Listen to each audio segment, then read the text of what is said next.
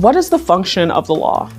When asked this question, most of us would answer easily, laws are intended to maintain order and promote justice, and as members of society, we uphold them. But what happens when those laws promote and spread discrimination and bigotry? In this episode of Origin of Everything, we'll be analyzing the discriminatory history of US law, tracing its origins in colonialism to the present-day penal system. In order to deconstruct this troubling history, we'll be looking at 4 distinct time periods of US law. First, we'll look at the foundation of legal discrimination based on race during colonialism. Next, we'll examine the system of chattel slavery to see how the legacies of colonialism translated into ongoing legal subjugation for Black subjects in the US. Third, we'll explore how Jim Crow laws extended legal discrimination into the 20th century. And finally, we'll discuss how the concepts of being tough on crime in the latter half of the 20th and early 21st century allowed the continuation and expansion of discriminatory laws under the umbrella of mass incarceration. By tracing this timeline, we'll be looking at the ways discriminatory legal practices have always disproportionately impacted Black and Brown communities, and how these legacies and laws continue to have adverse effects on vulnerable communities to this day. But before we get into the heart of how laws and sentencing structures can be discriminatory, we should clarify a few key terms, namely crime and punishment. And no, I'm not talking about the Dostoevsky novel of the same name. I'm talking about crime or breaking of laws and punishment, as in the penalty you pay as a result of being found guilty of committing a crime.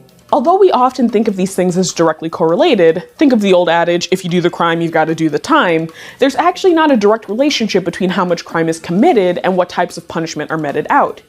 In his book, Thinking About Crime, Sense and Sensibility in American Penal Culture, Professor Michael Tonry notes that nations with remarkably similar crime rates often have vastly different sentencing and punishment standards. He determines that crime rates and punishment rates often don't align, and that governments decide how much punishment they want.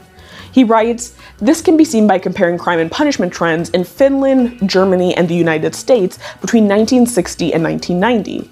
The trends are close to identical. Violent crime rates in all 3 countries grew by a factor of 3 to 4, and homicide rates more than doubled. Yet the US imprisonment rate quadrupled in that period, the Finnish rate fell by 60%, and the German rate was broadly stable." So in this example, we see 3 countries with almost identical crime trends, with 3 starkly different ideas of punishment. Therefore, when we analyze how laws are broken and punishment is assigned, we have to look at why societies change their stances on crime and punishment. Tonry attributes this to a few factors, 2 important ones being moral panics and the sensibilities of a society. Moral panics, as he describes them, occur when a society sees a moral or social issue and overreacts as a result, which usually leads to increased rates of punishment or more severe punishment for offenders. Another cause is that societal sensibilities, or the attitudes and beliefs of the society, often change, which in turn changes the types of acts we consider crimes and the types of things we consider as just punishment. So although we're often taught to look at crime as directly correlated to punishment, there's actually an argument to be made that they're working somewhat independently of each other. Which brings us to our first stop in the history of legal discrimination in the United States: colonialism and slavery. After colonies were established in North America, colonists were subject to the laws and customs of England. In their essay Situating Colonialism, Race, and Punishment, Professors Jita Chowdhury and Mark Beeman explain how the development of slavery in the North American colonies, and later in the early United States, became dependent on the passage of discriminatory laws that specifically targeted people of African descent. They detail how, although the concept of discrimination based on ethnic or social groups dates back to antiquity, the idea that race was entirely based on skin tone and physical features evolved alongside the emergence of chattel slavery. Then the ideal was solidified with the emergence of scientific racism in the 18th and 19th centuries. Chowdhury and Beeman go on to note that although some of the original people of African descent who entered the English colonies came as indentured servants and were eventually set free, similar to English indentured servants, this quickly changed when colonists turned to chattel slavery as a source of consistent, exploited, and unpaid labor. They write, "In other words, slavery seems to have evolved in part as a punishment reserved for Africans originally indentured. English indentured servants, presumably protected by English rights and the Christianity they shared with their masters, avoided such punishment. From the 1640s through the 1660s, with the principle of lifelong involuntary servitude established for Africans in colonial America, individual colonies began enacting legislation declaring Negroes sent to the colonies and their offspring slaves for life. In short, slavery in British colonial America became a punishment for being black. With this important distinction, colonial America created the system of chattel slavery that sentenced black people to perpetual servitude. Slavery created an explicit relationship between race and the law from the earliest foundations of American society. And this new legal category meant that new forms of punishment and torture were invented to accommodate this shift in who could be considered a full person under the law. Soon, laws and colonial codes were written to regulate the control and punishment of the enslaved. Although slavery was not the first instance of race being tied to laws in the new colonies. The colonization of land in North America was based on the assumption that Native Americans did not have rights to the land they had inhabited long before settler colonialism declared North America as uninhabited. Therefore, laws that allowed white settlers to displace and physically harm Native Americans also established an early relationship between race and the law in colonial America. While most punishment was left up to slave owners and could include torture, brutal beatings, rape, and other inhumane cruelties, more serious punishment, such as execution, was sometimes left up to the discretion of judges for supposed offenses that occurred away from the plantation. But whether it was being dealt by overseers and owners or by the state, the result was a system of exploitation and legally supported subjugation that left black subjects almost entirely outside of the protections of the law. This system remained firmly in place in parts of the United States until 1865, with the ratification of the 13th, 14th, and 15th Amendments. But even these newly won freedoms could not guarantee the continuation of legal and extra-legal methods of racial and social control. Following the close of the Civil War in 1865, the US entered into a period known as Reconstruction, which lasted until the 1870s. Although there were some legal and societal victories for black subjects during this time, they were swiftly overturned and replaced by Jim Crow laws. Jim Crow introduced a set of laws that systematically stripped black citizens of their rights while also relegating them to inferior, separate but equal public facilities like schools, washrooms, and sections of the bus, among other indignities. Black citizens were denied access to basic rights like voting, while also suffering under the weight of racial terror imposed by groups like the KKK and other white supremacists who organized lynchings and other forms of racialized violence. Jim Crow laws effectively relegated black subjects to second-class citizenship based on a racialized caste system where white citizens were privileged above all others. This system of disenfranchisement was also supported by methods of financial control like sharecropping, which effectively reinstated the financial inequity of slavery through unfair practices. And systems like convict leasing guaranteed that black people would be returned to a system almost identical to slavery in everything but name. With convict leasing, private businesses could rent the labor of prisoners to complete tasks. The businesses would pay the state, and the prisoners would be forced to perform labor for free. As a result, Southern states started incarcerating newly emancipated black citizens at a higher rate, for anything from petty theft to vagrancy to other vaguely defined laws. This practice lasted from the late 19th century into the early 20th century. For more on the convict leasing system, check out our episode, Why Do We Have Private Prisons?, right here on our channel.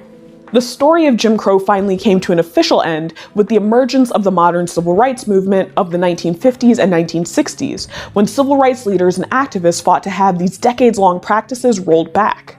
But that only led to new ways of racialized legal discrimination. In her book, The New Jim Crow, legal scholar, civil rights lawyer, and advocate Michelle Alexander details the relationship between race and continued legal discrimination in the form of mass incarceration. In the 1960s, the prison population in the United States was around 200,000, but by the early 2000s, that number had exploded to over 1.5 million people in prison, with hundreds of thousands in other penal facilities. Think youth facilities, jails, and immigrant detention centers. And much of that increase can be attributed to Reagan-era war on drugs policies, although the war on drugs was first popularized by the Nixon administration in the 1970s. Popular wisdom connects these policies to the rise of crack cocaine across the US. However, according to Alexander, the official political campaign in 1982, known as the War on Drugs, actually predates the rise of crack cocaine addiction it was commonly assumed to address. She writes, "A few years after the drug war was declared, crack began to spread rapidly in the poor black neighborhoods of Los Angeles and later emerged in cities across the country. The Reagan administration hired staff to publicize the emergence of crack cocaine in 1985 as part of a strategic effort to build public and legislative support for the war. The media campaign was an extraordinary success. The media bonanza surrounding the new demon drug helped to catapult the war on drugs from an ambitious federal policy to an actual war. Because of its cheaper price, crack cocaine use spread more rapidly in poor communities than its more expensive counterpart, powder cocaine. After the war on drugs picked up popularity and speed, we began to see the rapid incarceration of minorities, oftentimes for non-violent drug-based offenses as a result. And those arrested for crack cocaine-related charges face much more severe sentences compared to other drug offenses. For example, it was common practice to follow the 100-to-1 rule. An op-ed in the New York Times explains, "In what's known as the 100-to-1 rule, federal law mandates a 10-year sentence for anyone caught with 50 grams of crack, about the weight of a candy bar. To get a comparable sentence, a dealer selling powdered cocaine would have to be caught with 5,000 grams, enough to fill a briefcase." This wasn't rolled back until 2010 when Congress passed the Fair Sentencing Act. The act reduced the disparities between sentencing for crack and powder cocaine from 100-to-1 to 18-to-1. But despite the partial reversal of war on drugs policies, the US still imprisons more people per capita and overall than any other country in the world. And although African Americans made up only roughly 13% of the US population in the 2010 census, in many areas they are the majority of the prison population, even though they are not necessarily committing crime at a higher rate than white populations. As a result, Alexander writes, "Although this new system of racialized social control purports to be colorblind, it creates and maintains racial hierarchy much as earlier systems of control did. Like Jim Crow and slavery, mass incarceration operates as a tightly networked system of laws, policies, customs, and institutions that operate collectively to ensure the subordinate status of a group defined largely by race." In her book, she details the ways that those who are convicted of crimes are permanently labeled as felons and thus systematically barred from access to the full rights of citizenship through processes like employment discrimination, being denied the right to vote, and being excluded from jury duty, although some activist groups are fighting to reverse or lessen these discriminations. So this episode just scratches the surface of the ways that laws can be established to promote unequal life outcomes for different citizens based on race. We haven't even begun to cover other forms of legal and extra-legal discrimination that occur on the basis of gender, immigration status, sexuality, and class, not to mention other minority groups that have been exposed to increased policing, surveillance, and punishment as a result of legal discrimination. It also raises fundamental questions about the law, namely who is it meant to protect and at whose expense are some of these policies enacted. My hope is that this serves as a productive primer to the ways that law can be manipulated to serve certain groups over others, and will inspire us all to remain dedicated to recognizing and standing against injustice wherever it arises. Good evening, ladies and gentlemen. Welcome to the Newark Municipal Council's public meeting. But tonight is not just an ordinary meeting. People have packed City Hall to speak up about the need for more police accountability. It's a conversation happening in cities all across the country. Hello, my name is Laquan Thomas. I done been robbed by the cops. I done been assaulted by the cops. Like, that's crazy. Like, y'all supposed to be serving and protecting the community, but they serve and disrespect the community. I've been a victim of them more than once. I've been a victim of retaliation after reporting police abuses.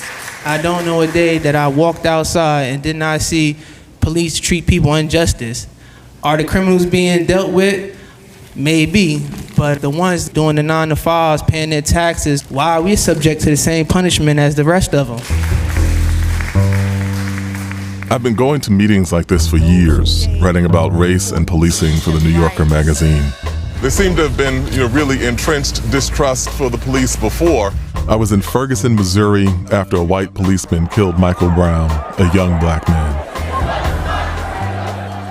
After the death of Freddie Gray in Baltimore, I took this cell phone video of cops trying to put down the protests. I cover these stories because I see the tension between African Americans and the police as a gauge of race relations in this country. And it's led me to wonder, what would it take for policing to ever be different?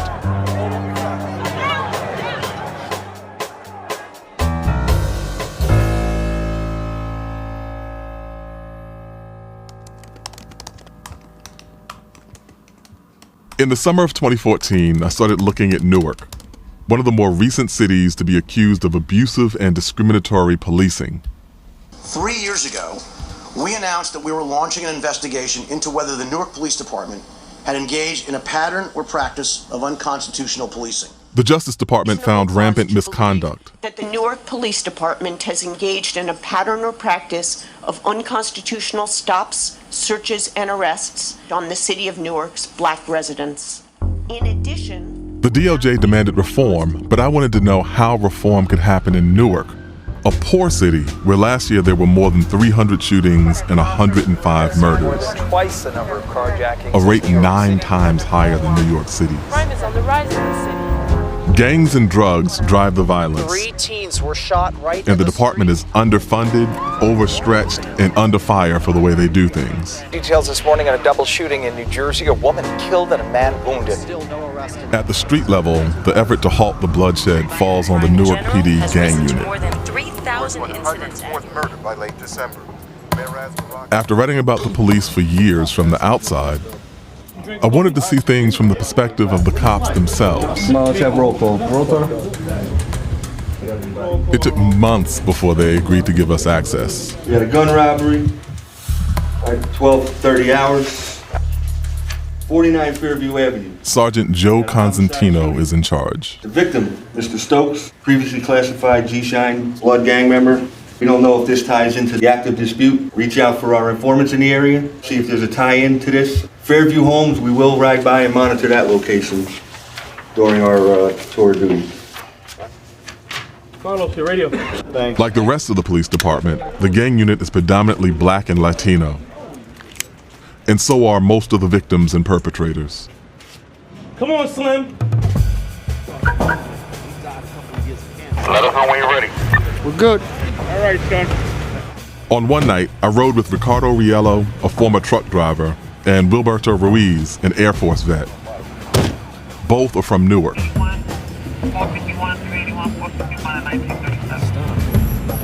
Yo, where's Blue Pants going, bro? That's a chick. The officers say they're out here hunting for guns, drugs, and intelligence about gang rivalries. You guys don't know anything about the shootings going on down here?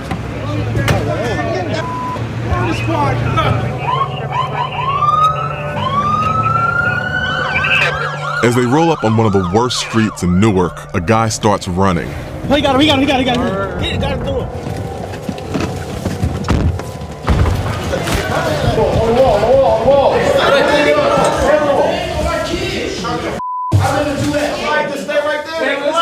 It's just the start of a busy night. Bunch of heroin, bricks, bunch of marijuana. One of many we spent with the unit. See your hands. She lives here. They are my visitors. Something in your pants, man? No, sir. I'm struck by what passes for normal out here. I don't have none, sir. This is the weed man. This is the weed man's car. They call what they're doing field inquiries, basically stopping and frisking.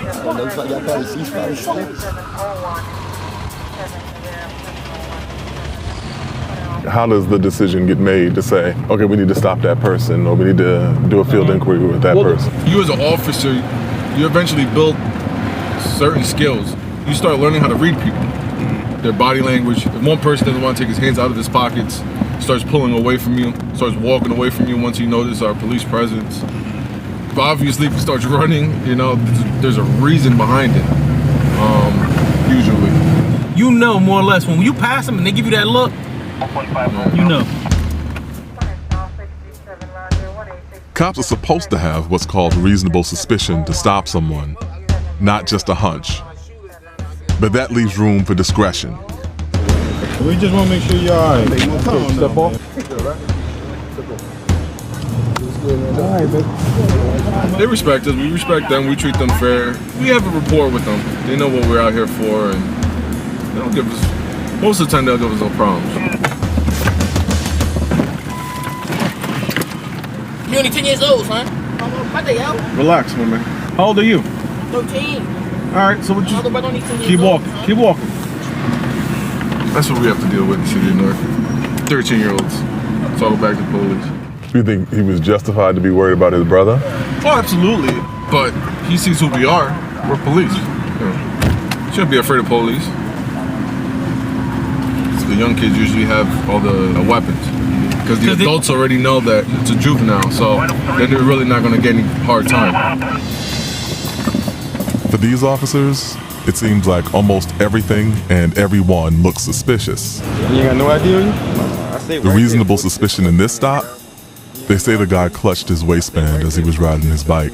I see these in your waistband. Yeah, I just brought them. You know what people think? Huh? Don't be putting them in your front. People think you got a gun. Enjoy your movie, sir. I can't help but think of what the Justice Department found here. That the Newark PD was stopping people without legal justification 75% of the time. Guys, you know there's a lot of shootings going on lately. Yeah. 2031. I'm starting to question what the gang unit's doing. Then it happens. Two guys start running as the caravan pulls up.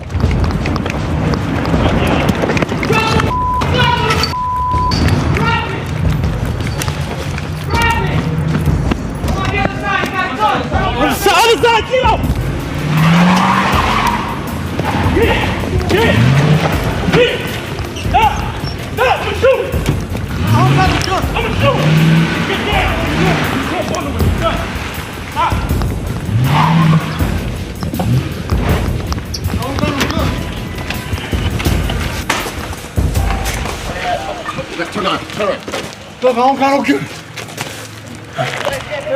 Turn around. Yeah, that's the firm. We got him. Where's it at? I don't got no gun. In that other yard. No, check that yard where you came through. Put your hand on your back, man. Be careful. Oh, he's bleeding. I got him. I don't give a You almost got shot, you stupid. Come on, man, get up. You gotta go around that alley. You gotta track where you came from. Right on the other side. Where's Carl? You almost got shot. Yeah. What's wrong with you, man? You would have turned back with that gun at me. Your whole world would have changed. Sit down.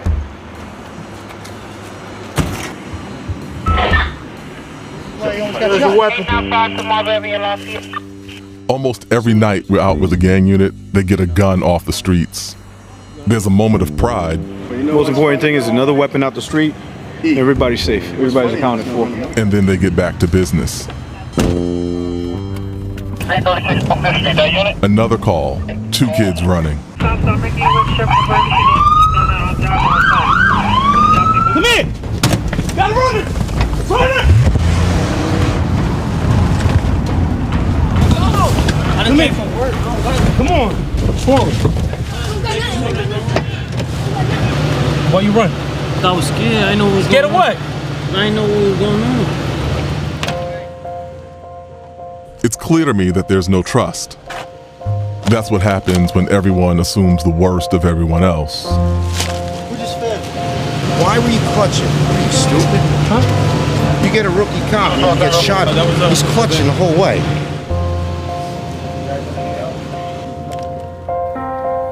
They find a small bag of cocaine on one guy, but nothing on the other one.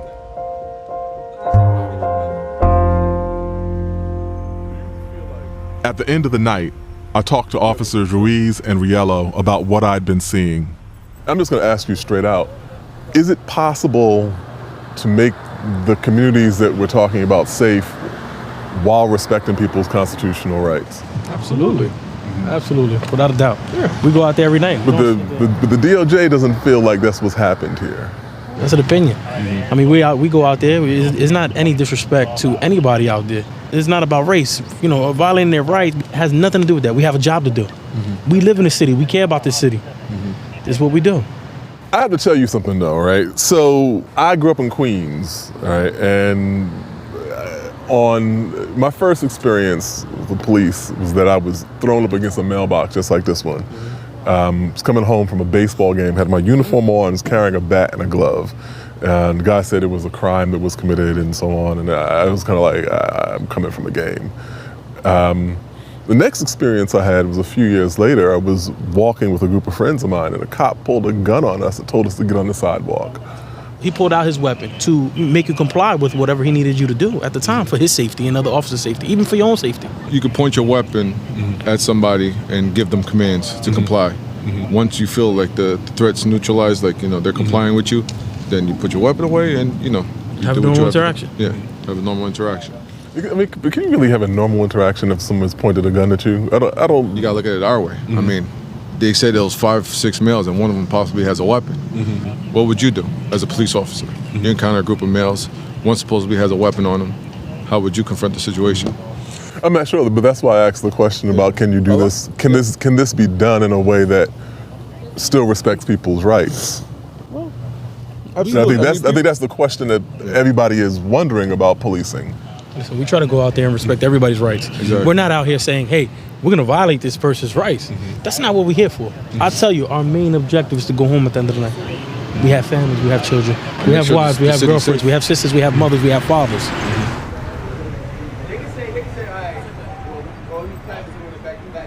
The gang unit is supposed to write up reports for all the stops and arrests they make. I thought these might help me get more insight into how they justify them. So I filed a public records request, but I was told it would take a while. New Jersey, a state under siege. Questions about the Newark police go back decades. This is the west side where it all began Sunday morning.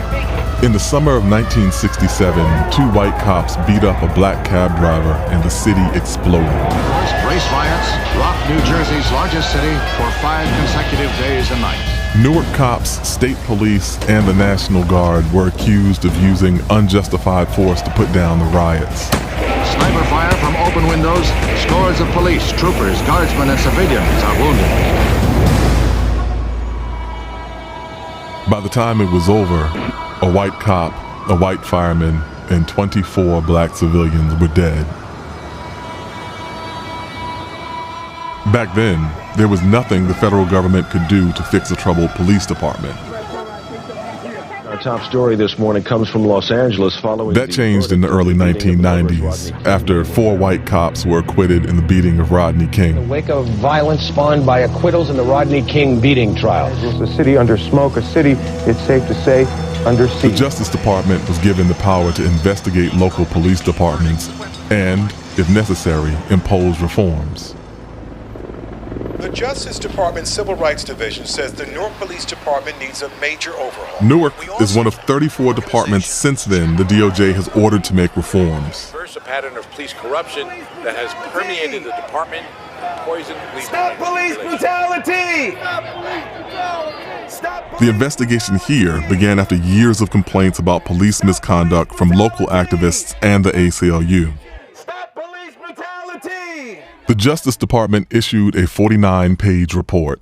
What we found was that there were far too many uses of force that were excessive, they weren't appropriately documented, and then they certainly weren't investigated well at the end of the day. As a result of the many, many, many complaints that we saw over a 6-year period, there was only 1 complaint of unjustified use of force that was sustained by the police department. And so one of the things that we're going to do now is retrain the police entirely, getting training on force, getting training on stops and arrests, having the police department in Newark think differently about how it does its job and how it relates to the people that it serves.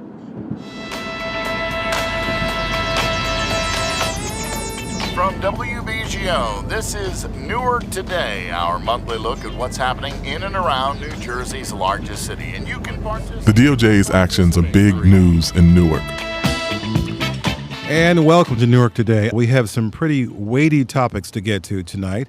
I sat in on a local radio show where the new mayor, Ras Baraka, talked about the DOJ findings with the man he picked to help change the department, Eugene Venable. Were you surprised at these findings? No. I mean, I grew up in Newark. I know that there are police officers who have done things that they have no business doing. I know that. I've seen them. Hanging out, with a lot of guys. You got searched, you got stopped, you got put on the wall, you got put on the ground.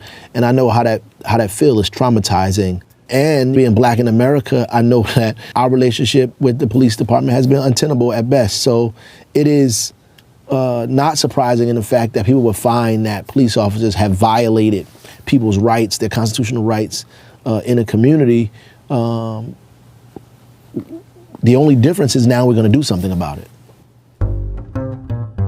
I've actually been friends with Raz since we were student activists at Howard University in the late 1980s, and I'd been a supporter of his. His father was the radical poet Amiri Baraka, whose words propelled the Black Power movement of the 1960s and 70s. We are communities looking into the sky for a moment on the clear way to liberation. We are cities readying brothers to lead us. We are nation. Great. During the 67 riots, he was beaten severely by Newark cops. Today I feel so good that I am from Newark, a boy from Clinton Avenue and 10th Street. Raz himself spent years protesting the police. But as mayor, he's trying to bridge the gap between the cops and the community. Everybody has to have a responsibility. The mayor has a responsibility, yes. The police have a responsibility, yes. We all have a responsibility, and the question is, are you living up to your responsibility? God bless y'all, Godspeed to y'all. He's been pushing to set up community oversight of the police, and he's also been making himself a regular presence with the cops. I met up with Raz one day while he was touring some precincts. So we went out with the gang unit. You're going around and getting illegal guns requires you rolling up on folk. How does that happen without being the same sorts of policing that people are protesting about? Intelligence. Who is actually somebody you should probably stop and somebody who's just Miss Martha's kid going to the store with his hat to the back, right? So, I mean, that's intelligence gets you that information, not just like random stops. That's not how you police. I mean, that right there is racism. But these are black and brown cops. Yeah, so what? Diverse police force. It's not the who did it that make it racism. To me, is the fact that overwhelmingly it happens to one specific group of people is what makes it racism. Is there a point where you look around and go like, this is gonna be even harder than I thought it would be? Oh yeah. It didn't get this way in 5 years or 10 years, and it's not gonna take 5 or 10 years to get out of it.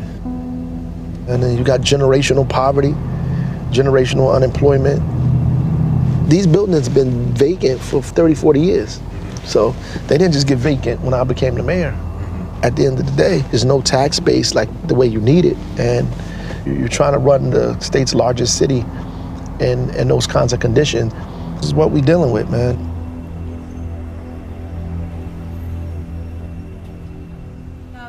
From this number. Do you need the police there? How you doing, man? I followed him into the communications center, where they'd been having a lot of trouble fielding 911 calls. System still down? Yes. It's crazy. Which one of these computers don't work? They're not up. They're just not up. All those over there, they don't work? All not up. They're not up. Newark Police, separate 291. Let me help you. All of those computers over there, they should be, every time I come in here, they ain't never on. We put more people here, they could be on those computers over there. They don't work though, right? They're down right now. What you mean they down? So you could turn it on, it'll work if we turned it on? I'm not sure, but the last I heard that it wasn't working. I'm saying it's not working or it's down? Which one? It's down, it's not working.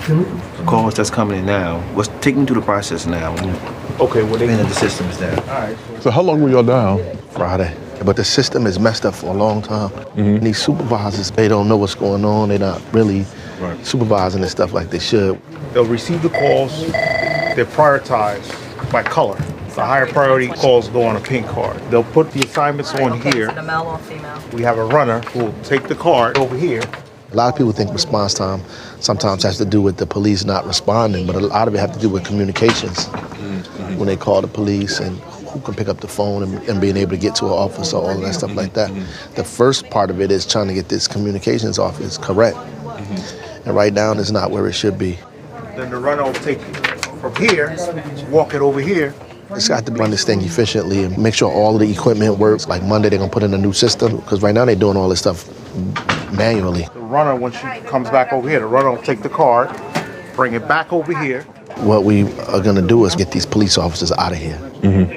Oh, so they'd be out on the street? Yeah, I don't think any police officer should be in here. I think it's a waste. You got people with guns in here. I don't know what I don't think nobody coming to rob this place. So. Somebody robbed this place, you have big problems. Yeah, I mean, like, come on. It's like 1,000 cops in here, man. There's too many damn cops in here. I think there's a total. This stuff is a disaster, man. Overtime. Normally that overtime figure is red, now it's blue. Everywhere we went with the mayor, I could see his frustration, even with his hand-picked police director. We spent more money last week than we ever have. We spent $140,000 in overtime. In every category that we had, we was down in crime because of the expenditures that we put out. We were down in shootings this Thanksgiving as from last Thanksgiving? Yes, by one. By one. By one. And we was down by one murder. So we had to spend $100-something thousand to get down one? Yes, Mayor. that's not pretty efficient, man. I just think that we need better intelligence, and it's not working. Instead of targeting random individual people, hoping we, get somebody, we target individuals who we know are known violent felons who've done crimes and are involved in this kind of stuff. I agree with you. It's the intelligence that we need. We don't have the intelligence. None of us can really figure out, have the intelligence on which people are going to commit crimes, murders. And we need to do better at that. One murder in particular was bothering the mayor. A week earlier, a young man died in a gang-related shootout across the street from the police headquarters. Did any police officers from the precinct come outside when that thing was going on? I saw them come outside. They came outside? Yeah, but they didn't get out there instantaneous as the shootings was happening. Those people that's in the precinct, they don't have a vest on, Mayor. They don't have anything. So if there's shots fired outside, I know they're going to risk their lives. However, they're not going to go to the extreme where I'm going to just run outside and they got to find out what's going on. There's somebody out there shooting. So then they run outside. Oh, wow. They started shooting on Madison Avenue, back and forth, and came all the way down the street. Right. The guy emptied his gun out. Another guy shot him. A series of bullets. They sitting in the precinct, nobody heard any of that. You saying they sat in there because they were afraid? No, I'm not saying that. What are you saying? I'm talking about whether they were on the scene instantaneously to stop these guys from doing the shooting. Okay. Right? Let's stop. All right. 2 weeks later, Raz demoted Venable and put him in charge of the communications center.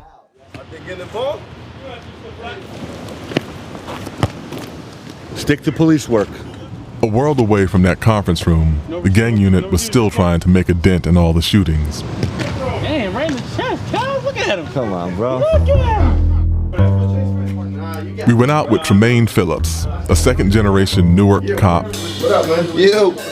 and Nate Lowe, a New Jersey State parole officer assigned to the unit. Right out of the gate, they get a tip. Yeah, pull over so I can give you guys the info. And then we gotta roll. All right, receive.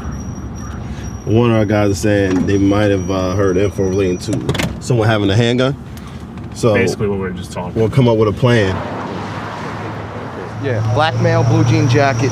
He's on Nutman walking towards New Street, so it'll probably be on New Street. All right. All right, showtime. See ya? Nope.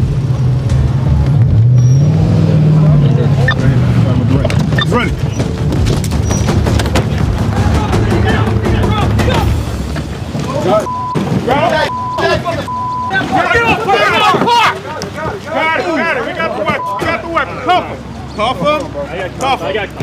Cuff him and that's it. Can't breathe. All right. Clear. Weapon clear. Bring him back. All right, sir, you dropped the gun. Okay? Do you have a license for that gun, He sir? should say yes. Probably not, right? Security's card's fine? Okay, he says he's good. All right. 1 was in the chamber, right? So the gun was ready to fire? Just in the past month, we've got numerous guns off that same block, same area right there. Intelligence pays off, but later that evening, I see what happens without it. Yo! Right. Don't touch me, bro. Please don't touch me. Wait, hold on. Hold up. I'm not doing that. Come on, man. Stop. You want to pull away from me, man? You're going to get hurt. All right, just call for safety. Call for safety. I swear to God, I did not All right, sir. Stop. Call for safety. Call for safety. Call for safety. I'm the other guy. I don't have to call. I didn't do nothing. Stop. Just stop, sir. Just stop. Sir, you're not under arrest. Okay. Just for your safety, our safety. No, everything's like gonna be on the way? All right, bring him up to his feet. Stand up, man. Why are you acting like a jerk, bro? We stopped you to talk to you. Sure. Where's the away from a cop. I didn't pull away from nobody. Yes, you did, sir. Because you pulled away from me. Don't touch me, please. Because y'all pulling up. What the did I do? Nothing. We'll explain home. everything to you. You don't even know what the hell's going on. I'm going home. Yeah, that's why we're stopping to talk to you. I am going home. When you start pulling away, it's on. Right here. I'm talking. I didn't pull away from nobody. Look, we ain't gonna do that. My fault, man. If you want to do that, we could do that. Do what? Listen, where you live at? You understand the reason why you cuffed? No. All right. Now, when we came and approached you, what did you do? You automatically pushed away from us? No, I said don't touch me and kept walking. Listen, you're making us think you have a weapon the way you ran away. Okay? Understand that. Okay. Listen, just relax. You got it? Find out who he is. Turn around. Advise him. Oh, man, it's not wise to pull away from us like that. You hear? My fault, man. All right. You were drinking today? Yes, I was actually. Imagine if you would have drank less, would this ever happen? We had one beer, and yes, it would have, because we see so much violence going on in the hoods right now, and not just the hoods, everywhere. You know, the violence from police is crazy right now. And the way y'all approach me, all I was doing was walking home. If y'all would have said, young man, what are you doing? What are you doing today? Going home. Okay. So, I don't care about see how fast that was? Do not stereotype, because that's what y'all did to me. We have an arrest. Against who? And narcotics. Who? The dude you was walking with. No. What do you mean he had drugs on him? No, he didn't. Yes, he did. What do you mean? He was with me all day. He's in the car. He has drugs today. Come on, bro. I don't know what y'all trying to pull. You ain't finding no drugs on me, right? That's why you free to go. That's why you're not on cuffs. Have a good day, sir. Yeah, be easy. Man, be wise about your choices, brother. Take that same advice, sir. Thank you, Teron.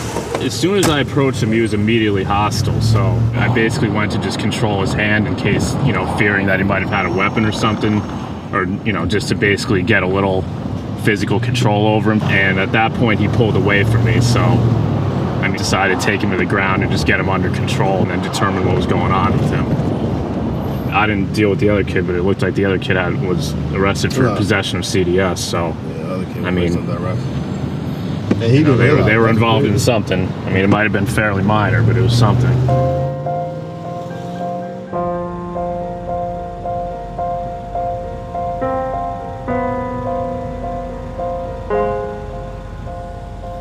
While the officer seemed certain about that stop, I remained troubled by it. I've requested the report on the incident and also wanted to know what the unit supervisor, Sergeant Constantino, thought of how it went down.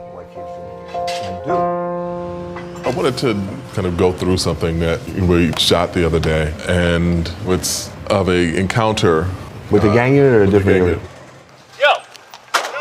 Right. Don't touch me, bro. Don't touch me. Please don't touch me. Hold up. Stop. I'm not doing that. Come on, man. Stop. You want to pull away from me, man? You're going to get hurt. All right, just call for safety. I didn't do nothing. Just stop, sir. Just stop. Sir, you're not under arrest. Just for your safety, our safety. I'm going home. Yeah, that's why we're stopping to talk to you. Going home. When you start pulling away, it's on. Right here. I didn't pull away from nobody.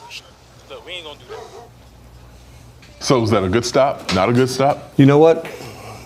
It starts at the point where they encountered him. I would have to read the report to see exactly how that unfolded. But I understand that by perception only, that would look like it was a bad stop. By perception.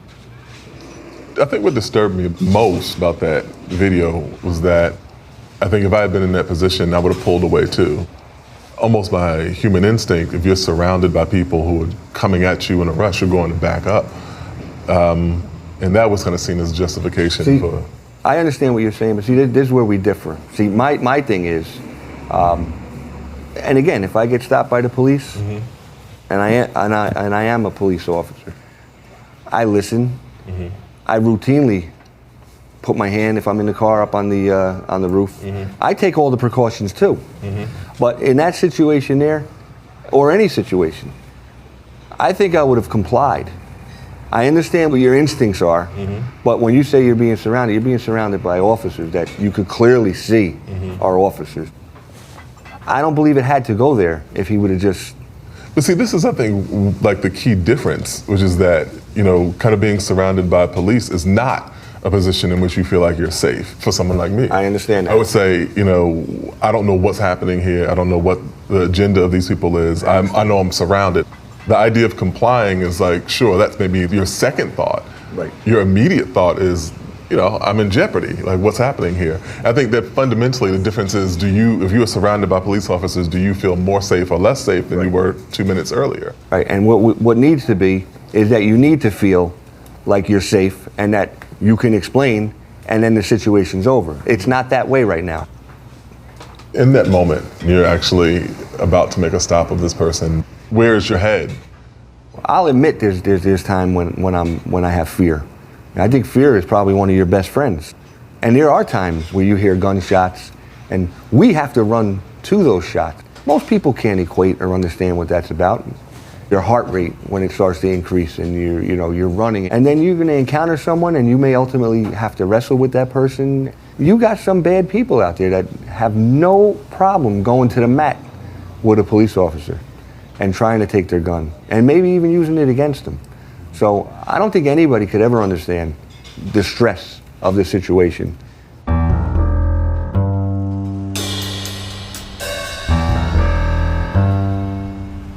I've heard about the stress of the job over and over again. Many cops today feel like they're under siege from all sides, especially James Stewart, the president of Newark's largest police union. I'm a fourth-generation police officer here in Newark. My great-grandfather started in 1890. My father, who retired in 2003, and now me. And I'm in my 21st year. I don't know that too many more guys want their family members to follow in their footsteps the way this profession's going. And specifically the way things are going here in Newark. Somewhere along the line, we have become the bad guy. Everybody's against us, F the police. That's become the way of the community now. Who is the guy that's gonna say, I wanna go be a Newark cop? They have minimal starting pay. We're gonna take away half of your benefits. We have our own administration against us here. And you got the Department of Justice overseeing your department. Who's gonna want the job? After Taco Bell says no, and after Sears says no, and McDonald's won't have you, well, maybe the Newark Police Department's hiring. Let me go see what they got to offer. What do you think the prospects for reform are here? I know it's a necessity. I don't know where the problem started, but there is an animosity or a lack of trust. As soon as there's any sort of physical force exerted by a police officer, everybody's got their cell phones out. They want to catch us doing something wrong. No one's jumping in to help us subdue this guy that just robbed a woman down the street, but they want to catch us doing something wrong. And when you got the cop out there in the street facing all this negative opposition day in and day out, does it come a point when the police officer's going to say, hey, you know what? Maybe he doesn't have to go to jail. Maybe I'll take the path of least resistance. Maybe I'll put the blinders on as I'm driving by the corner where the 10 guys are hanging out. Is that what the community wants too? I can't imagine too many folks in Newark would just want the police to stand down. But I did want to talk to people here about how they feel about the department. So I went to visit an old friend of mine, Ryan Haygood. What's up, Doc? Sir. How you doing? It's good to see you. Can't believe that I saw you in the Mini Cooper. I know, that's me, that is me. The Mini Cooper out there, yeah. I love that thing. He's an attorney and a longtime resident who hosts a regular block watch meeting of his neighbors. He invited some of them over to meet with me. Were you all surprised to find that the police department was under investigation by the Department of Justice? No, I wasn't. Why not? Because I know the history of the Newark Police Department. I'm 65, so I'm probably a little old, might be the oldest thing in this room. And the Newark Police Department, and we're talking about the 70s, I guess the 60s, they treated African Americans very unfair, truly unfair. There's a culture, and particularly dealing with white policemen. They see young black men or black men as thugs. So for me, in order to survive, you have to know the system. There's certain clothes I won't wear. I will never fit the profile. That I won't. I taught my son and my daughter that. It depends on the socioeconomic or the profile of the individuals and how you experience the police. I certainly believe it. There is an expectation that the police are going to crack down on the level of murders, the violence, the robberies that are taking place. I teach first grade, so 7-year-olds. And so I have little boys in my classroom who are like, oh no, I don't like the police. They're saying to me that, well, the police came in my house and they got my dad, or they stripped someone from my house, and it's like a violent encounter with the police. When 7-year-olds have a repulsive response to the police, you have a problem. We've been out on patrol with some officers who are making a major initiative to get guns off the street. And they're kind of stopping people, they're pulling over, frisking people in some instances. And I have to say that what I saw was very disturbing. But this is what people have said is necessary in order to get guns off the street. I don't see an inconsistency with respecting people's constitutional rights and protecting public safety. In our area, we do have neighbors who have been victimized in violent ways by crimes, but it doesn't mean that police officers can, in 3 out of 4 of the stops, violate people's constitutional rights. And police officers, as they've been under investigation in Newark for many years, when they were violating rights, the city wasn't safer. So it's not the case to say that if you violate constitutional rights, it's a safer society. But that's the position that they put us in, our communities in. They make it seem like, well, this is the way we have to do it. We know it's not true. I mean, if you watch Cops, a television show, you see white people going off on police officers and nothing happens to these people. And it's really bad that we are in a position where you say, well, mother, do you want this to raise your child in a safer neighborhood? And what do you think we're gonna say? Do whatever you can do to keep my neighborhood safe. It's bad when they put us in a position to say, do you want this or do you want that? Wow. In Newark, you're reminded of that bind all too often on the local news. A couple of months after I was out with them, the Newark gang unit was a top story. 8th grader Jamad Watkins was allegedly assaulted by undercover officers in Newark. Officers, his attorney says, failed to initially identify themselves. These police officers knocked him down and grabbed his left arm and pulled it behind his back with such force that it cracked it in half. Watkins' attorney. It turns out one of the officers is Wilberto Ruiz. They get confused whether we're actually criminals. They say, oh, I thought you guys were the stick-up guys. Or I thought you guys were going to rob me. The department is investigating the allegations, but he has already been disciplined for not filing a report about the incident. We also found out that another officer we'd met in the gang unit, Kenneth Gillette, was suspended and charged for allegedly coercing a woman to perform oral sex in exchange for leniency. He's pled not guilty. Let's give it here for Mayor Rash G. Baraka. 20% of the neighborhoods is experiencing the majority of the violence in the city. So if you lived in that 20% area, it feels like hell to you. Systemic cycle. Over the past 2 years, Raz has been struggling to clean up the department. After demoting his first police director, he hired back a man who'd led the department a decade earlier, Anthony Ambrose. Fearing for retaliation. I think that if you see something, say something. If you are a witness, I was surprised that Raz turned to the old guard of the Newark police.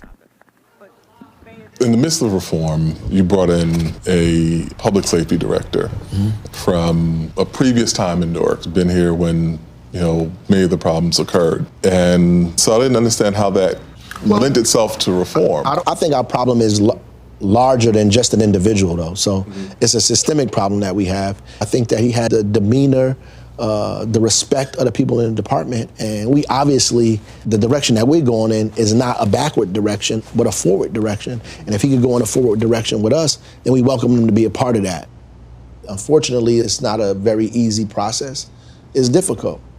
Any change is difficult, especially in an entrenched institution like a police department. We talk with a lot of people on the police force who don't really seem to see a problem here. Sure. Yeah, it's a fresh wound. It's not there's going to be level of denial. You're talking about people who have to admit that there was some wrongdoing. If they don't see that at all, then it's difficult to change them. And so most of the work is about how do you change the culture of police officers to prevent this?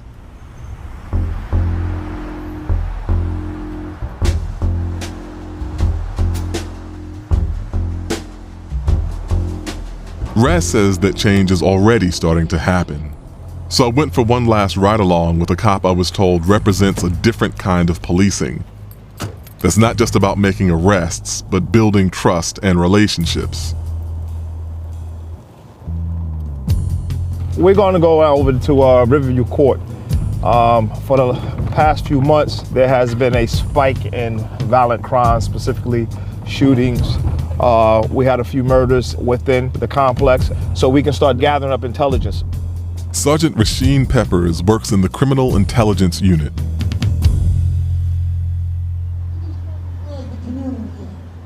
Because we know in the word community, there's unity. That's right. Where's the unity in our community? When we arrived, there was a vigil for a man who was murdered the day before. You will see that these drugs in our community is the enemy, that they were set up to destroy our people. And Peppers worked the crowd for leads. Are you kidding me? Good to see you. Good. I'm a queen. Good to see you. You can see just being here for a few seconds how, because of relationships, people, Peppers is here, you know, Peppers, you could talk to her. Stop the violence. Stop the violence. After just a few minutes, a woman agreed to speak to him in private about what she'd seen. She gave me everything from what happened. She said, I was there, I was right next to the person, this is what took place. You just don't get that from being a cop. You get that from relationships. So if I wasn't a guy who was part of the community and I only came out just to do policing, right, that might be an issue if someone trusted to tell me this information. So you have to be a part of the community. You have to be a stakeholder in the community. I mean, I think that's notable to me because that's so distinct from what the Department of Justice report has said about the Newark Police Department. What's in that report and the Department of Justice investigation is not policing that looks like that. Okay, and I agree, right? What's in the report, no. It shows that, you know, we were violating people's rights. You know, and granted, some officers were. So what do you think the biggest challenges to creating the type of police force that you are describing in Newark? Changing the culture. That's the biggest challenge. Getting officers to buy in to there's a new way of policing. The policing has evolved. That's the hardest part. You know, and that's when anyone that's been stuck doing one thing one way for 20 years and saying, look, this is how it should be. We've done it wrong. Now we can get it right.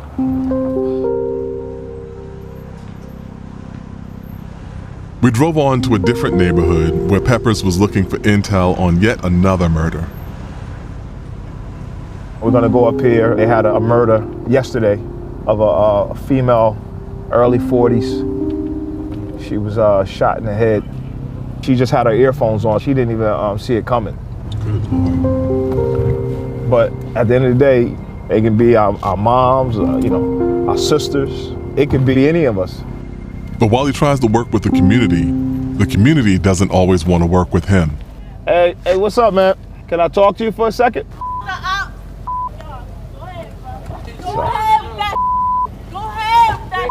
So now, one reason I'm glad that happened because, you know, that goes to show you how they don't want you.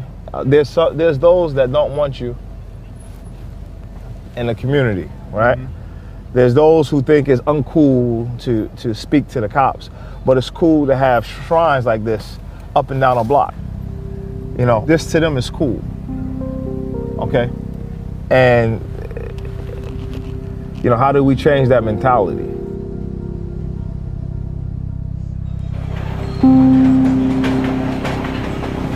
This is the train to Newark Penn Station. After spending a year in and out of Newark, there are no easy answers. Recently, the gang unit we'd spent so much time with was disbanded. Most of the guys were put on desk jobs.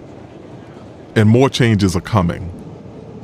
The city and the Department of Justice finally reached an agreement that mandates new policies and training, requirements for body cameras, and standards for punishing officers for misconduct. Ain't no power like the power of the people, 'cause the power of the people don't stop. Say what? Ain't no power like the power. The DOJ also demanded some form of civilian oversight of the department, which Raz had been pushing for too. In March, the city council voted on his plan to create a panel of civilians with the power to investigate cops. I am going to ask the long line of citizens who wish to speak in support of the ordinance itself. Would you please raise your hands? Is there anyone who is opposed? For 50 years, the people of Newark have been calling for the creation of a civilian review board. For 50 years, those calls have gone unanswered until tonight. Motion to close the public hearing and adopt. Council of the Whole. Yes. Jenkins? Yes. McCallum? Yes. Osborne? Yes. McDonough? Yes. Ramos? Yes. President Trump? Unanimously, yes. The hope is to overcome a historic lack of transparency, something I've gotten a taste of myself. When the department responded to my request for records from the nights we'd been with the gang unit, they shed little light on what we'd seen. They gave me some arrest reports, but nothing related to the stops, What's up with y'all tonight? Spread your feet apart. the frisks, or even the incident when the young man was thrown to the ground. Hold up. I'm not doing that. I'm not doing that. Come on, man. Come on. First, they said they couldn't find the reports. Then they said they couldn't give them to us because of privacy concerns and ongoing investigations. Hello, officer. Hello, officer. What you wanna be, hey? What you wanna be, hey? In the MPD. In the MPD. Company, ho. Reforming the police in Newark is clearly going to be a long haul, and the problems go beyond the police alone.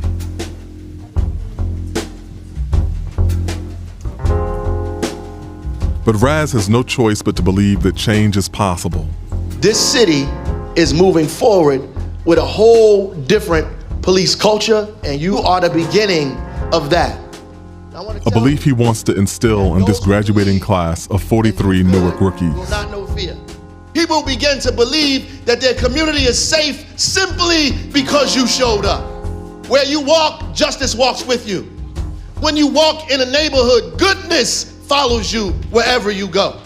And show up clean. So we can get rid of this cloud over our head of wrongdoing. You're the first class, my class. And those who come after you gonna follow your lead. The question is, where you gonna take them? Congratulations, ladies and gentlemen. Welcome to the Newark Police Department.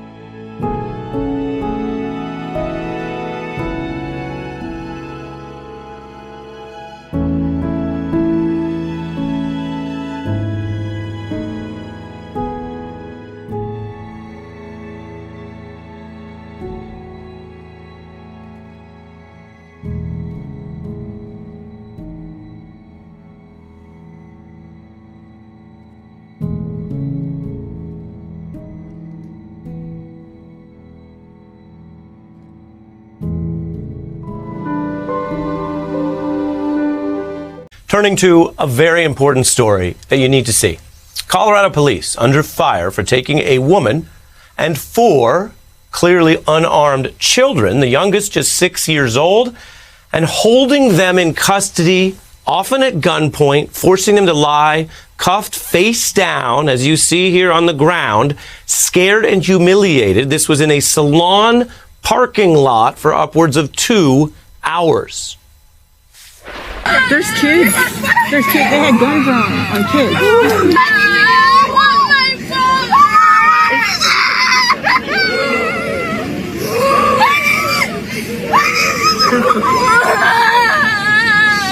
Can I hold my sister next? I'm gonna get you moved up on your side, okay? No! Okay, are you okay right now? No! That is hard to watch, even for a few seconds. Imagine living through it. That went on, as I mentioned, for upwards of 2 hours. This is America. This happens all the time. Most of the time, I'll be honest with you, it's not even on the national news. Now tonight, what's new is the woman you saw there, her name is Brittany Gilliam, is now suing Aurora, Colorado. She alleges in court that entire spectacle was an invalid and illegal arrest. She alleges the police were breaking the law. She also notes in her new suit that it hurt and traumatized those innocent children. You heard their cries. She says they now struggle with basic activities like eating and sleeping, and they are in therapy for this. The police department, to be clear, is not even claiming they had an accurate reason for the arrest and conduct you see there by the officers. Instead, they do apologize, and they say they incorrectly thought that that vehicle was stolen. It wasn't. An explanation that many law enforcement experts say does not even justify the force and guns drawn that you saw. Now, here's what else is new tonight. You may have heard that elections have consequences. So do social movements sometimes. The protests over the May killing of George Floyd led Colorado to reform police rules in June, passing a new law that bans some aggressive tactics and also a type of automatic legal immunity for officers, which means they can, when warranted, be held personally responsible in court. This is one of the first cases based on that new law. And while everyone's entitled to their day in court, this is the first time citizens in that state have actually been entitled to take on police officers directly and personally for their own day in court. The death of an unarmed black man. George Floyd! It has been incredibly difficult to prosecute a police officer successfully.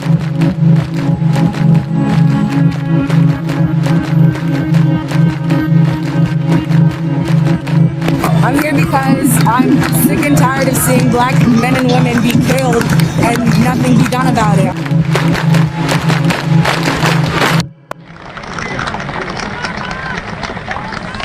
We can never be satisfied as long as the Negro is the victim of the unspeakable horrors of police brutality. Jonathan Farrell was unarmed when he died, just a month shy of his 25th birthday. Now that officer, Randall Carrick, is charged with voluntary manslaughter. A mistrial was declared in the case of a white police officer who shot and killed an unarmed black man. There were protests outside the court after the mistrial was announced Friday. Shoot! Young and black! Don't shoot! Unarmed! Don't shoot! Unarmed! Don't shoot! Death of Eric Garner of a heart attack on Thursday. The father of 6 can be heard on the tape saying repeatedly, I can't breathe! I can't breathe! There needs to be prosecution. That's what this is all about. Many people simply cannot understand why the grand jury did not indict when they could actually see video of what went down between that New York police officer and Eric Garner. Michael Brown, an unarmed 18-year-old, was shot and killed during a struggle with a Ferguson police officer. Sir Darren Wilson will not be indicted. It's the feeling among many of these people that black lives don't matter. Not one reason did this grand jury find to indict him. I ask a question. Yes. How can we be promised that this injustice will happen again to another black kid? In another state tomorrow. How can we assure our kids that they're safe out on the street with your officers? That's my That's question. what I want to know. I have a black child. Chicago police officer Jason Van Dyke shot and killed 17-year-old Laquan McDonald. For the first time in 35 years, a Chicago police officer is charged with first-degree murder. That officer found guilty of second-degree murder. Very unusual, very important one. It just goes to show you how serious that I am about my life and all these other lives that are out here that are scared of the police.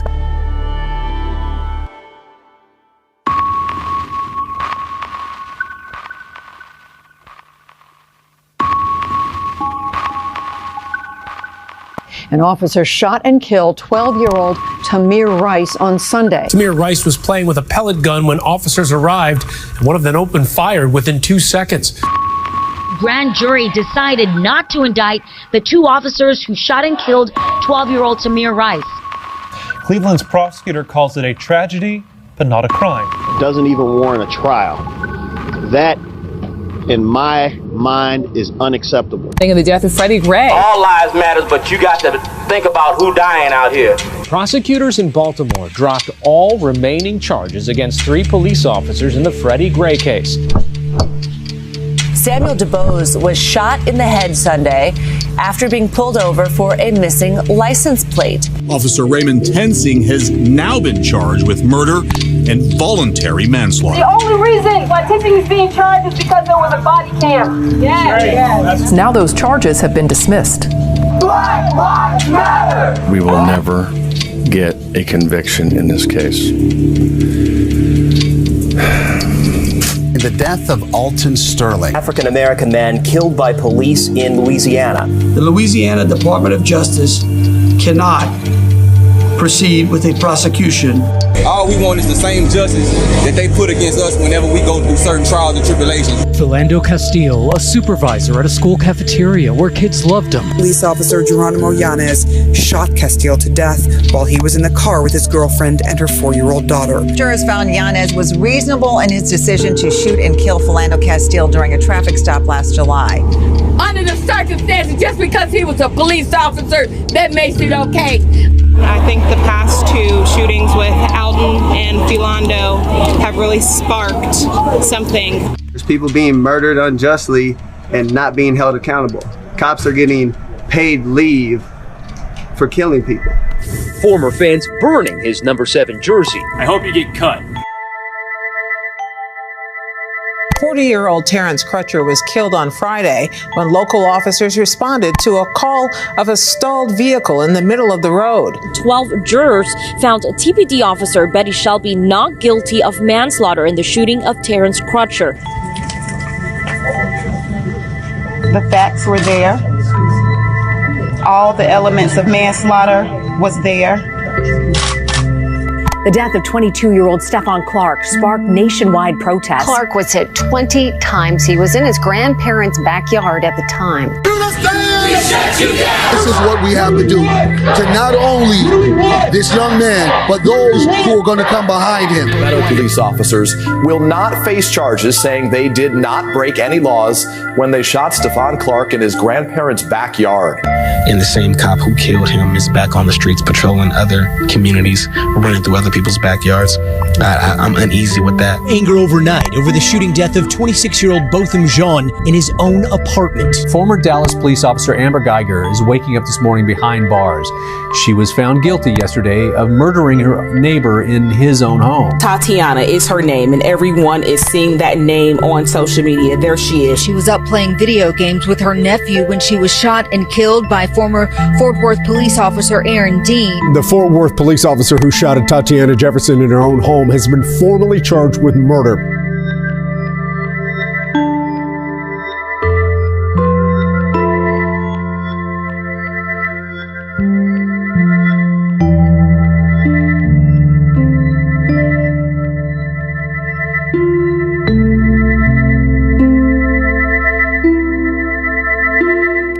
Breonna Taylor. A woman was shot and killed in her apartment.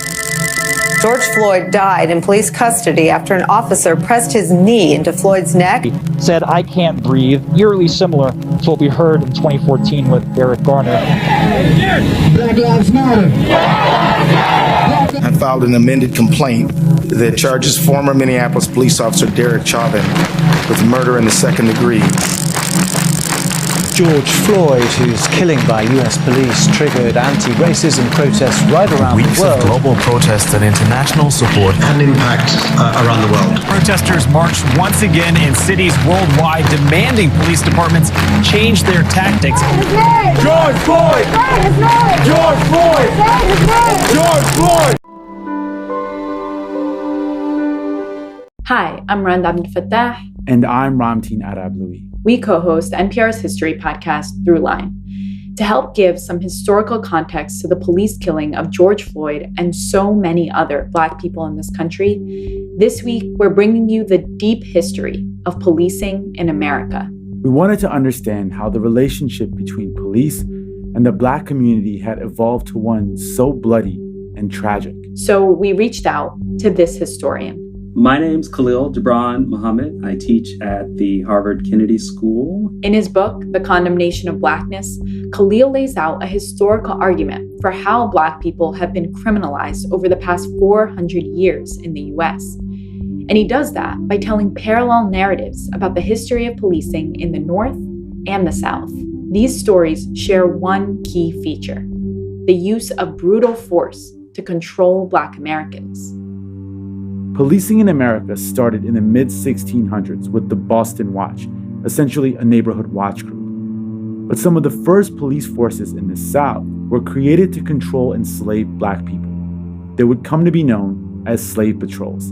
Almost all white men had to serve in these patrols. Their duties were written into law, like this slave patrol statute from Louisiana in 1835. Arrest any slave or slaves, whether with or without a permit, who may be caught in the woods or forest with any fire or torch, which slave or slaves thus arrested shall be subjected to corporal punishment not exceeding 30 stripes. And so the tying together early on, the surveillance, the deputization essentially of all white men to be police officers, and then to dispense corporal punishment on the scene are all baked in from the very beginning. The Civil War eventually brought an end to slavery in America.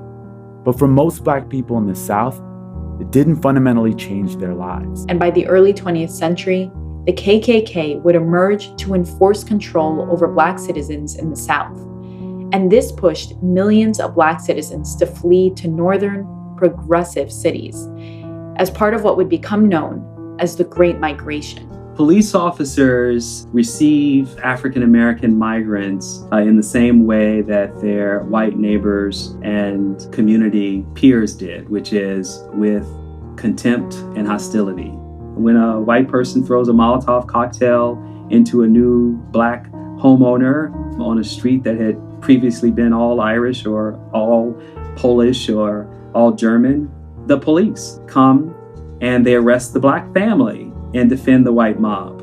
And this happens time and time, over and over again. They are policing the racial norms of white supremacy from the very beginning in the North.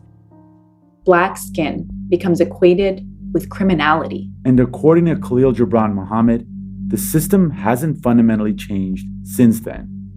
He says that pointing out the problem is clearly not sufficient to fix the system. Because the problem has been known for a century. The evidence has been presented for a century. The recommendations for change, for holding police officers accountable, for charging them with criminal offenses when they behave criminally. It's a century of the same story playing out over and over again. It seems to me that's what's possible is recognizing that police officers and police agencies are incapable of fixing themselves. And so the question that has to be asked in the wake of George Floyd, and I think this question is being asked and answered by more white people than I've seen in my lifetime, is, do white people in America still want the police to protect their interests over the rights and dignity and lives of Black and, in too many cases, brown, indigenous, and Asian populations in this country? Our whole country is waiting to hear the answer to that question. That was historian Khalil Gibran Muhammad. I'm Ramtin Arablouei.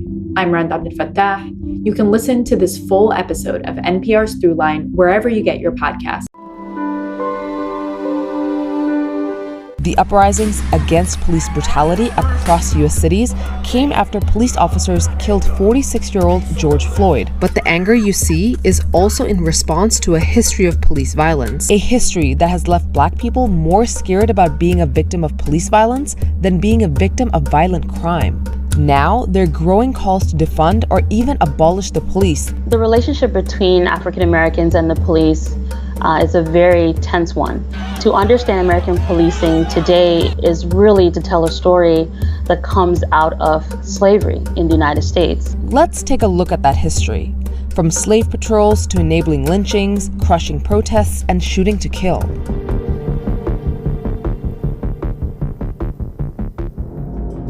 My mental health suffers tremendously when my children are out and about. There are stats to back up this fear. Black Americans are 2.5 times more likely than white Americans to die at the hands of police. Police use of force is the 6th leading cause of death for young Black men. Minneapolis police used 7 times more force against Black people than white people over the last 5 years. Such force includes kicks, neck holds, tasers, and takedowns. In America, 3 Black men or more is deemed a threat. This is a problem. Almost 80% of the Minneapolis police force is white, and that's far from unusual in the United States. On top of this, U.S. police forces have become increasingly militarized. Heavy-handed police tactics were used to suppress recent protests and enforce curfews. The 1033 program funnels excess military equipment into police forces at a fraction of the cost. Police forces around the country hold about $1.8 billion worth of military gear. But this brutality and militarization doesn't come out of nowhere. Dr. Keisha Blaine is a historian specializing in African American history. The early roots of American policing begin within the context of slavery. Before the Civil War, African Americans, particularly those living in the U.S. South, were enslaved. One of the things that developed throughout various parts of the South was the creation of slave patrols. Slave patrols were made of white volunteers. They would stop, question, and punish enslaved people caught without a permit to travel. They used vigilante tactics and terror to deter slave revolts. South Carolina set up the first slave patrol in 1704. Well, the white volunteers who joined the slave patrols felt empowered to control the lives of Black people. And this is where we begin to talk about how whiteness functions within the historical lens. Then came the Reconstruction era after the American Civil War. It's during this time the U.S. starts seeing organized and uniformed police officers. By the end of the 19th century, all major U.S. cities had police forces in place. They are made up of predominantly white men and they are functioning in a very similar way as the earlier slave patrols, in that they are continually targeting Black people. The 13th Amendment abolished slavery in the U.S. in 1865, yet Black codes were introduced immediately after. These laws controlled the lives of Black people, restricted Black people's movement, restricted Black property ownership, and punished African American men out of work under vagrancy laws. Police forces were very much part of the story. Their job was to uphold these codes. Jim Crow laws legalized racial segregation. Southern white supremacists systematically used lynching to terrorize African Americans. There were over 4,000 racial terror lynchings in at least 12 southern states from 1877 to 1950. White officials and police watched and rarely did anything. By the time we get to the early 20th century, within the context of the Jim Crow South, what we see are police forces actually making it possible for white vigilantes to murder Black people, to lynch Black people, rather than arrest people for acts of violence. The painful history of police brutality continued during the civil rights movement. There are all these moments where, as activists are marching peacefully, they encounter local police who attack them, who beat them up, who arrest them for all kinds of minor offenses or actually no offenses. Police forces during the civil rights era generally stood against protesters. The Civil Rights Act of 1964 ended segregation on paper, but uprisings triggered by acts of police brutality continued, from the urban uprising in the late 60s to the LA uprisings of 1992. Violent policing of African Americans persisted. Then, in 2014, a police officer fatally shot 18-year-old Michael Brown in Ferguson. That galvanized the Black Lives Matter movement.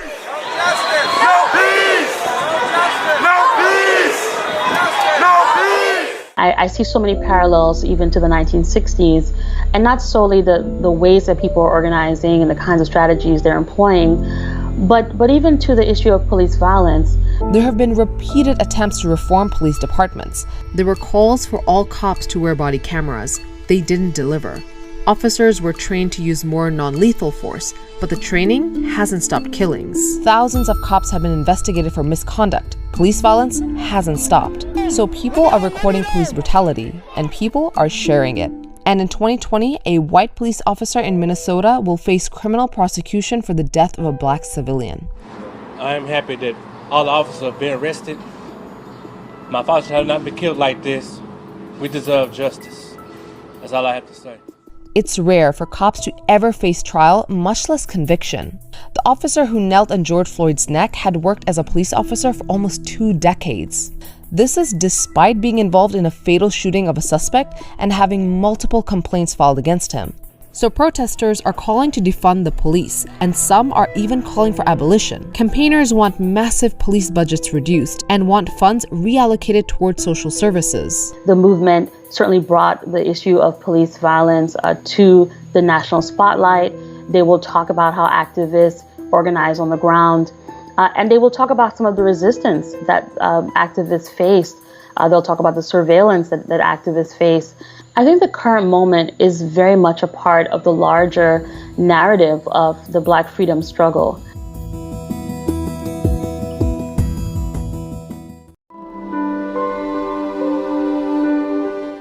I think there's a lot of people who say, yeah, I know the police are broken. Let's just enact the reforms that will fix it. But the question for me is, if the police are broken, when did they break?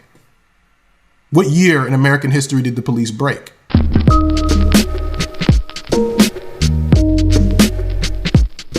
It seems really trite to say if you don't study history, you're doomed to repeat it.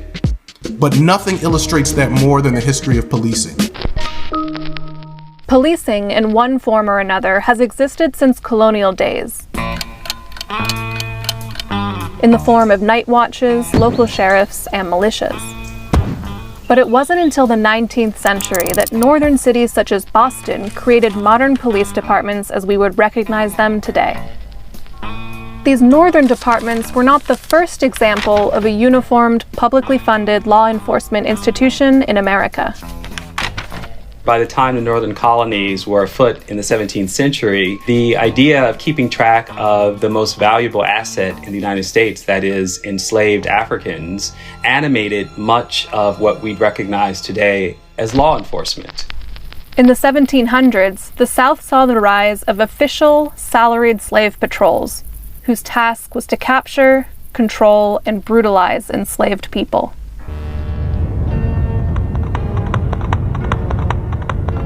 The initial acts that empower slave patrols and militias were acts that basically empowered all white people to surveil and punish all black people.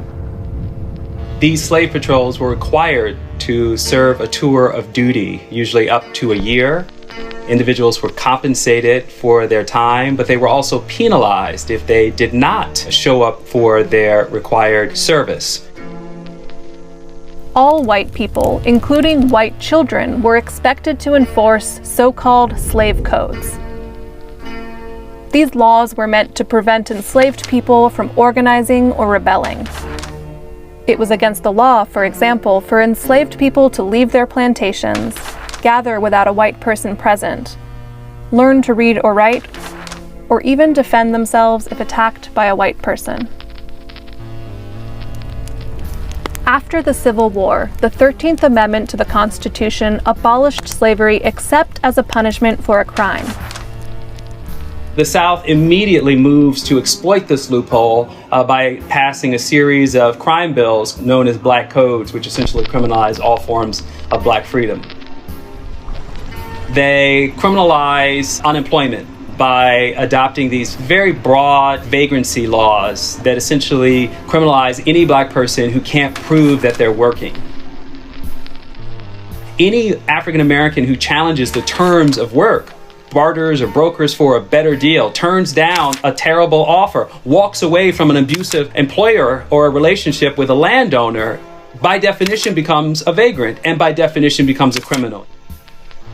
They could then be sold at sheriff's auction back to the very person who had just claimed that they were a criminal by virtue of not accepting a fair labor deal. This practice of convict leasing earned enormous revenues for the states who lent out their prisoners, and huge profits for the companies using this prison labor in mining, railroads, and other industries. The new laws effectively re-enslaved those who had just gained their freedom and required new police to take over the former duties of the slave patrols. When you have black people serving in political offices for the first time, when you have black landowners in abundance, when you have black professionals, there are Reconstruction era judges, the stakes are even higher for this everyday performance of black subservience to white domination. It is the police who will ultimately serve that function of reminding black people in many cases their lower status in society. What we see is that that general way of thinking about race and thinking about disorderly people never really changes. It's kind of woven into the DNA. But it's not just because individual police officers are racist, it's because the institution was literally created to make sure that wealthy and powerful people could extract labor.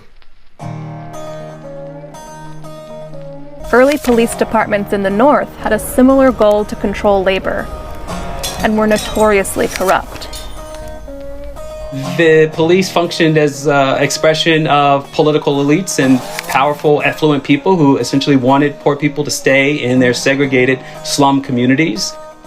Police often functioned as enforcers of political machines, functioned one step removed from gangs.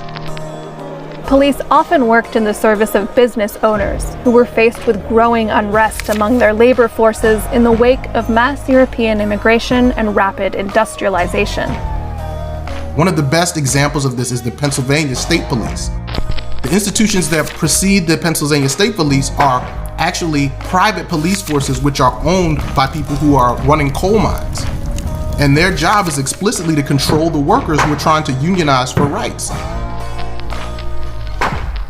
The story of policing in the United States is the story of systems meant to protect and serve only a fraction of Americans. It is this history that many of today's activists point to when calling for the defunding or even the abolishment of police. The cops not protecting us, we gotta protect us. the ability to police crime or inequality or poverty or races or whatever was the social problem to be solved by law enforcement was always an act of political power and discretion. And it just so happens that African Americans have stood in that position for the longest of any other population. What the history does is it allows us to decouple the idea of public safety from the idea of police. What actually protects women from rape and from sexual assault, right? What actually stops people in communities, both black and white, from killing each other?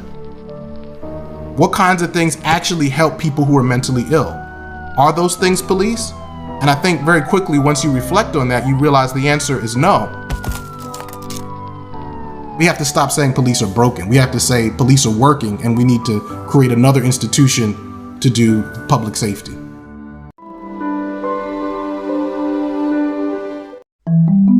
And if there's too many colored people around here, I definitely will get out. One of the main reasons was because it was a white community. And we understood that it was going to be all white, and we were very happy to buy a home here. This was Levittown, Pennsylvania, shortly after World War II, in a suburb that explicitly promised a white-only neighborhood. And it wasn't some outlier, it was the prototypical suburb, built by the father of suburbia, Bill Levitt, who created several suburbs around the US, all named Levittown. But one reason Levitt wanted a white-only community was because the US government was subsidizing it, and that's what they wanted. They said they didn't want racially inharmonious groups, lowering property values. That's why Levitt didn't just sell cookie-cutter houses. He sold a meticulously crafted, affordable, utopian lifestyle. So as the courts integrated public spaces like schools, more and more white people fled to these suburbs. And these patterns are still the defining characteristic of America's racial geography. But we now spend most of our time at work, and there, it gets a lot more complicated.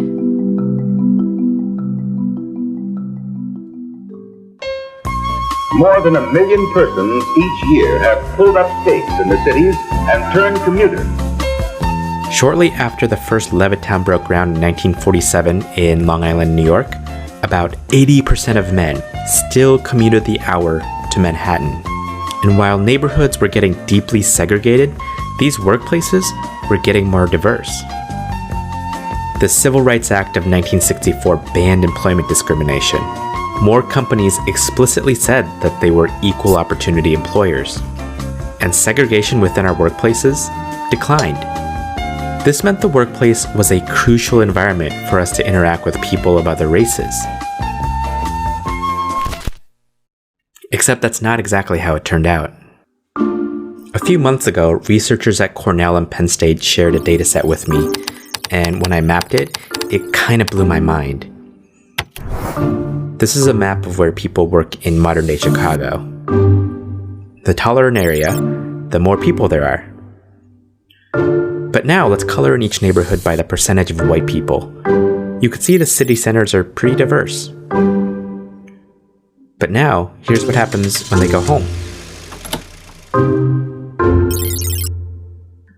What's even more astounding is what happens when we map people of color. Here's where black people work in Chicago. Again, they're concentrated in diverse city centers. But when black workers go home, they go to very segregated neighborhoods, clustered in poorer areas. And we can see the same patterns in DC, Detroit, Philadelphia, pretty much everywhere in the US. These maps show just how stubborn residential segregation is. But they also show what looks like a glimmer of hope for integration. Cities are remarkably diverse during the workday. So this got researchers interested in looking closer at what's at work. Let's look at how segregation changed in recent years. From 2000 to 2010, residential segregation between black and white people got slightly better. For the most part, segregation just mostly plateaued for all racial groups. But when researchers looked at how segregation changed during the day when we're at work, they found that segregation increased slightly across all racial groups. When we zoom in some more to the company level, we can see a bit more of what's actually happening.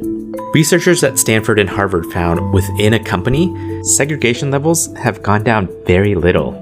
In other words, we're exposed to about as much diversity now as we were a generation ago. But there are a lot more people of color now than there were in 1980. So what's going on? Well, they aren't being more represented at these white majority companies, which would look like this. Rather, they're getting opportunities at companies that are mostly non-white, over here. So this means that when we look at this from a company level, segregation has actually gotten worse than a generation ago. Of course, some places are pretty diverse. So researchers looked at what kinds of places actually have less segregation during the day. But they found that if a place is diverse during the day, it's likely not because people of all races are working alongside each other. Rather, it's probably because most of the higher status workers, like managers, are white, and the lower status workers, like janitors, are people of color.